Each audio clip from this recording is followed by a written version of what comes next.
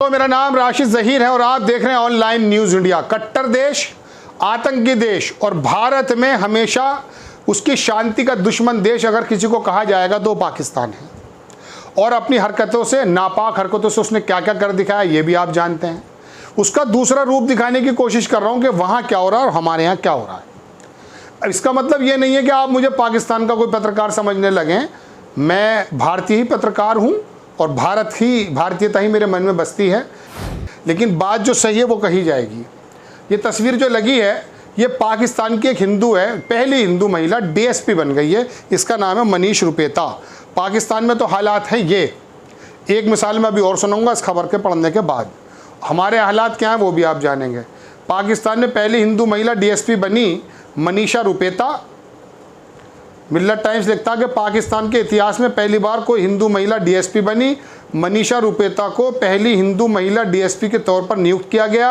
सिंध लोक सेवा की परीक्षा पास करने वाली, ट्रेनिंग पूरी करने के बाद उन्हें डीएसपी बनने का मौका मिला है। अब जान लीजिए कौन है ये। दरअसल मनीषा सिंध पिछड़े और छोटे से ज़िला ज़ाकुबाबाद की रहने वाली हैं। उन्होंने अपनी प्राथमिक माध्यमिक शिक्षा ज़ाकुबाबाद में ही हासिल की। उनके पिता ज़ाकुबाबाद में व्यापारी थे। मनीषा जब 13 साल की थी तब उनके पिता का निधन हो गया था। डीएसपी बनने से पहले मनीषा ने डॉक्टर बनने की कोशिश की, लेकिन महज 1 नंबर कम होने के कारण एमबीबीएस में दाखिला नहीं मिला। इसके बाद उन्होंने डॉक्टर ऑफ फिजिकल थेरेपी की डिग्री ली। इसी दौरान बिना किसी को बताए सिंध लोक सेवा आयोग की परीक्षा की भी तैयारी करती रहीं। उन्होंने न केवल इस परीक्षा में कामयाबी हासिल की बल्कि 438 सफल आवेदकों में 16वां नंबर स्थान हासिल किया। मनीषा की 3 बहनें एमबीबीएस डॉक्टर हैं, जबकि उनका इकलौता भाई मेडिकल मैनेजमेंट की पढ़ाई कर रहा है।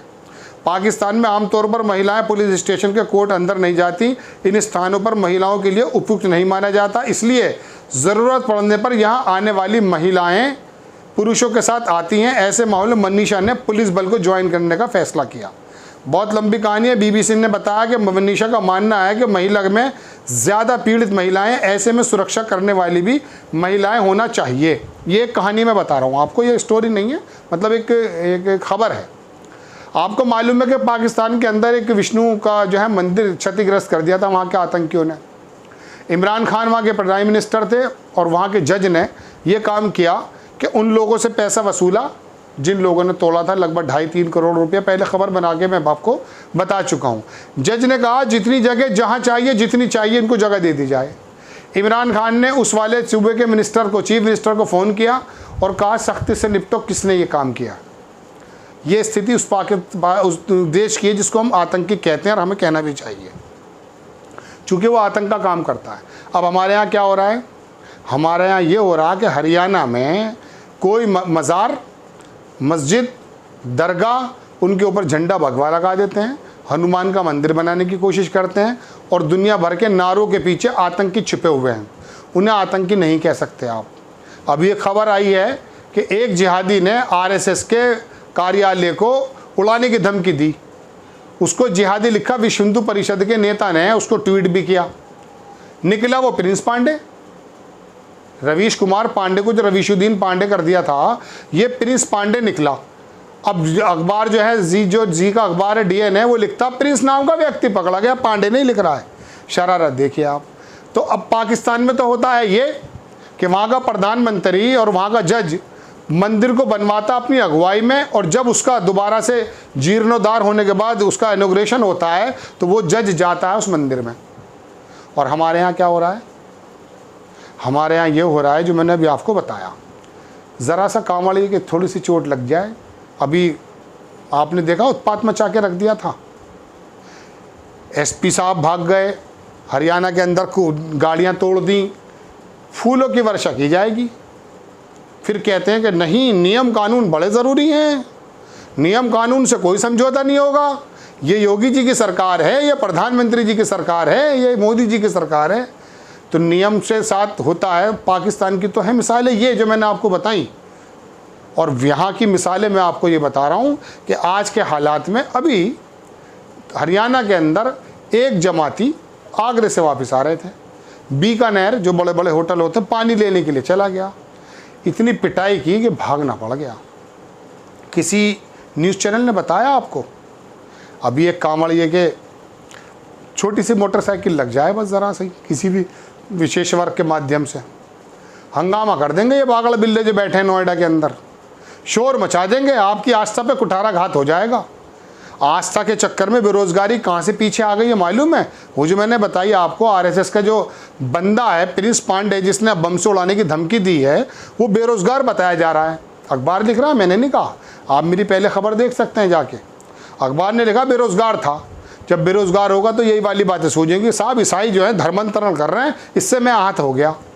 तो जो आतंकी देश है वहाँ तो काम ये हो रहा कि हिंदू महिलाएं जो हैं वहाँ पर डीएसपी बनने की कोशिश कर रही हैं या बन जा रही हैं, और हमारे यहाँ ये हो रहा है कि अगर आप विशेष संप्रदाय से हैं तो उनके साथ दोहरा रवैया हो रहा है। ये तमाम ट्विटर पर और तमाम बुद्धिजीवी जो नॉन मुस्लिम लोग हैं वो लोग बता रहे हैं। पाकिस्तान का प्राइम मिनिस्टर मंदिर के तोड़ने पे सख्त सज़ा दे के पैसा वसूलने की बात करता है, जज उसके इनॉग्रेशन में जाता है, और हमारे यहाँ हालात ये हैं कि आस्था के नाम पे फैसले होते हैं। तो उससे और कुछ सीखना तो नहीं चाहिए, चूँकि आतंकी देश है। उसके बारे में 2 शब्द कहूँगा, अभी शोर मच जाएगा, लेकिन कहने का मतलब ये है कि वो आतंकी देश जिसे दुनिया ने बहुत सारी जो है इंडेक्सेस से बाहर कर रखा है, ग्रे लिस्ट में डाल रखा है, वहाँ तो ये वाला मामला दिखाई दे रहा है। और यहाँ महिलाओं के साथ क्या बंदा हालात हो रहा है मालूम है आपको? चलिए महिलाओं की बात बता देता हूँ। 2021 से 17 से लेकर 21 तक रूबी का लियाकत की खबर है, जो इनके माउथ पीस की एक सरगना है, उसने कहा, अखबार की सरगना या टीवी की वो जो है सरगना, अब तो सोनिया गांधी को भी बोल रहे हैं ना, तो कहने का मतलब ही उनके सर्वा जो हैं वो क्या कह रही है कि साहब महिलाओं के साथ ये उत्पीड़न के मामले बड़े हैं। ये तो उसकी रिपोर्ट है, मेरी रिपोर्ट तो नहीं है। तो दर्शकों, बात यह है कि एक आतंकी देश में तो हालात हैं ये, और हमारे यहाँ हालात ये हो रहे हैं कि बीबीसी लिखता है इसके बारे में कि महिलाओं के बारे में वो कहते हैं कि अगर किसी की अपराध, उसने जो बीबीसी ने लिखा है वो देख लीजिए कि खबर के मुताबिक मनीषा का मानना है कि महिलाओं में ज़्यादातर पीड़ित महिलाएं हैं, ऐसे में उनकी सुरक्षा करने वाला भी महिला ही होनी चाहिए। इसी प्रेरणा से मैं हमेशा पुलिस बल का हिस्सा बनना चाहती थी। स्वतंत्र रूप से डीएसपी का प्रभार संभालने से पहले मनीषा ने कराची के सबसे मुश्किल इलाके लियारी में ट्रेनिंग ली। इस इलाके में पुलिस विभाग में ऑफिसर बनने वाली मनीषा पहली महिला हैं। उन्होंने एएसपी आतिफ आमिर की निगरानी में ट्रेनिंग को पूरा किया है। जब कुछ बनना होता है तो कहीं हौसले की भी बात होती है, और कुछ हमारी सरकारों की भी जिम्मेदारी बनती है कि वो किस तरह का माहौल दें। मैं सिर्फ आपको ये खबर सुना के ये नहीं बताना चाहता था, हमारे यहाँ तो सैकड़ों हज़ारों महिलाएं हैं। ये पाकिस्तान जैसा आतंकी देश भी हिंदू महिला को डीएसपी बनाने की कोशिश कर रहा है, और यहाँ पर हालात बिल्कुल डिफर हैं। ये आपको बताने का मंशा थी। आपको खबर कैसी लगी अपनी राय कमेंट्स बॉक्स में ज़रूर दीजिए। चैनल को सब्सक्राइब कीजिए, शेयर कीजिए। नेक्स्ट टाइम मैं किसी खबर के साथ आता हूँ। जय हिंद। इस खबर को अभी लाइक करें, शेयर करें, अभी चैनल को सब्सक्राइब करें और घंटी जरूर दबाएं।